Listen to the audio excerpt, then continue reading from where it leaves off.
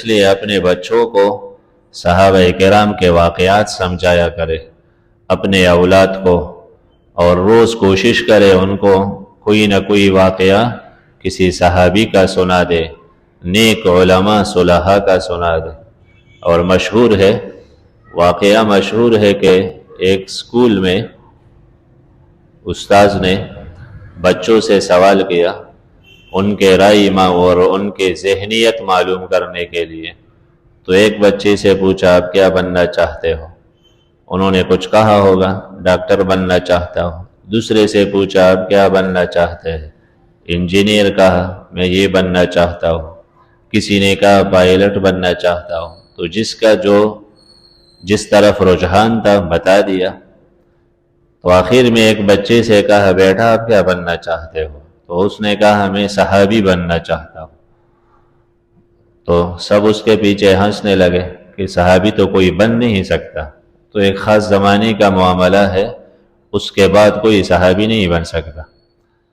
تو استاد سمجھدار تھا، اس نے کہا اس کے پیچھے کچھ نہ کچھ داستان تو ہے، بچے نے کیسے کہا میں صحابی بننا چاہتا ہوں؟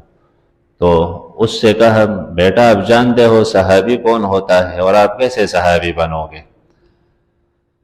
تو اس نے کہا مجھے تو اور کوئی معلومات نہیں اس بارے میں، البتہ یہ ہے کہ والدہ اور والد رات کو ضرور ہمیں صحابہ کرام کا کوئی نہ کوئی واقعہ سنا دیتے ہیں۔ تو اس سے مجھے پتہ چلا کہ صحابی میں دو خوبیاں ہیں۔ ایک خوبی تو یہ کہ ان کے دل میں پیغمبر کے محبت سے بڑھ کر کسی کے محبت نہیں، تو ان کے دل میں آپ علیہ السلام کا کامل محبت ہے، ان کے واقعات سے پتہ چلتا ہے۔ اور دوسرا یہ کہ ان جیسا بہادر بھی کوئی نہیں، وہ اللہ کے لیے قربانی دیتے وقت کسی چیز کے پرواہ نہیں کرتے، اعتماد صرف اللہ پر، اور انتہائی بہادر لوگ ہیں۔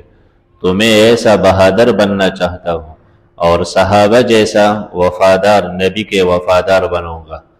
تو یہ تربیت کا اثر ہے، اور آپ یقین کریں ہم لوگ صرف اس سے مطمئن ہو جاتے ہیں، بس بچہ تو مدرسہ جاتا ہے اور یا مدرسے میں پڑھتا ہے، اس سے کیا ہوتا ہے؟ اگر آپ خود اپنے بچے کے فکر تربیت نہیں کرو گے تو بڑے سے بڑا آدمی نہیں کر سکتا۔ جو تربیت گھر سے ہوتا ہے وہ فطری تربیت ہوتا ہے، اور وہ اس کی مٹی میں اثر کر دیتا ہے۔ تو یہ ضروری ہے ان کو میڈیا سے اور شیاطین سے، کفری طاقتوں سے مت ڈراؤ، ان کے ہاتھ میں ایسے موبائل یہ چیزیں نہ دو کہ وہ ان سے مرعوب ہو جائے، اور شروع ہی سے ان کے ذہن میں یہ چیزیں داخل ہو جائے۔ شروع سے محبت الہی، پیغمبر سے محبت، قرآن سے محبت، یہ سمجھانے کی کوشش کرے، اور یہ بہترین تربیت ہے۔